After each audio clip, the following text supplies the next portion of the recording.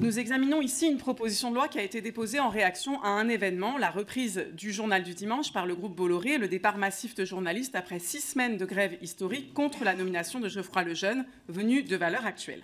Elle a été signée dans l'émotion du moment par plusieurs députés des rangs macronistes, après avoir été démentis par leurs collègues, voire leurs ministres, dont la nouvelle ministre de la Culture, Rachida Dati, qui donne des tribunes et des interviews au nouveau JDD Bolloré. Ils annoncent là qu'ils voteront contre.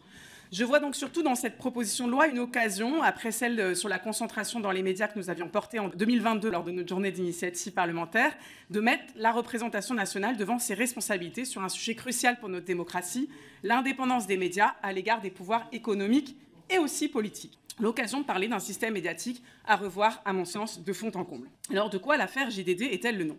Bien sûr, d'abord, l'affaire JDD est le nom d'un certain système Bolloré. Un système qui obéit à une méthode bien rodée, de Canal+ au JDD, en passant par iTélé, Europe 1, Paris Match. C'est le grand ménage à chaque acquisition, émissions supprimées, ligne éditoriale imposée, rédaction démantelée, et parfois même le changement de personnel et de ligne semble même précéder le rachat dans des formes de prise de contrôle anticipée.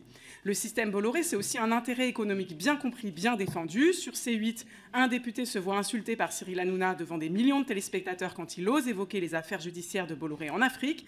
Et le même Cyril Hanouna persiste et signe, interrogé par notre commission d'enquête: on ne doit pas mordre la main qui nous nourrit. Bolloré, c'est aussi une régie publicitaire qui peut couper les contrats d'un journal qui publie des enquêtes sur les méfaits de Bolloré en Afrique. Et c'est aussi toute une série de procédures bâillons visant à intimider les journalistes et révélant des activités contestables. Enfin, c'est un empire idéologique construit au prix même de la rentabilité économique. Le groupe Canal est le plus sanctionné du PAF. Les propos racistes, les fake news, les manques de pluralisme continuent et c'est un risque qui est assumé. Un combat civilisationnel qui s'étend d'ailleurs au-delà de la sphère médiatique à tous les champs de la liberté d'expression et de création. On coupe le financement d'un film qui ose parler de pédocriminalité dans l'Église, on réécrit une série qui parle de laïcité, on applique à l'édition la méthode déjà éprouvée dans les médias avec plomb.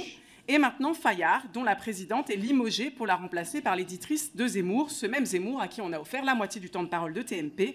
En période électorale, la boucle est bien bouclée. Il serait donc illusoire de penser que ce système Bolloré tremblerait devant juste la menace de perdre ses aides à la presse. Il serait aussi illusoire de se dire que nous avons là affaire à un milliardaire isolé, à des méthodes singulières. Derrière l'arbre JDD, l'arbre Bolloré, il nous faut voir la forêt de ce système médiatique caractérisé par la mainmise d'une poignée de milliardaires sur l'information.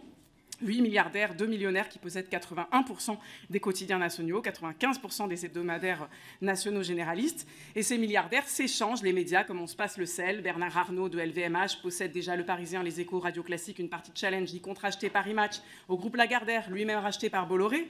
Patrick Drahi revend ses chaînes télévisées au groupe de transport maritime CMA-CGM de Rodolphe Saadé, déjà propriétaire de la Provence et de la Tribune. Ce cas, Rodolphe Saadé, est assez parlant. Il vient de s'illustrer avec la mise à pied du directeur de rédaction de la Provence pour crime de lèse-majesté. La une n'était pas à l'avantage de son ami Emmanuel Macron. Gloire à la rédaction de la Provence, à celle de la Tribune qui ont fait reculer Saadé par la grève. Les rédactions de BFM TV et de RMC avaient aussi exprimé leur soutien et on les comprend quand elles sont interrogées Saadé sur sa réaction en cas de couverture d'un scandale touchant son groupe. Il a répondu qu'il ne réagirait pas bien et qu'il le ferait savoir.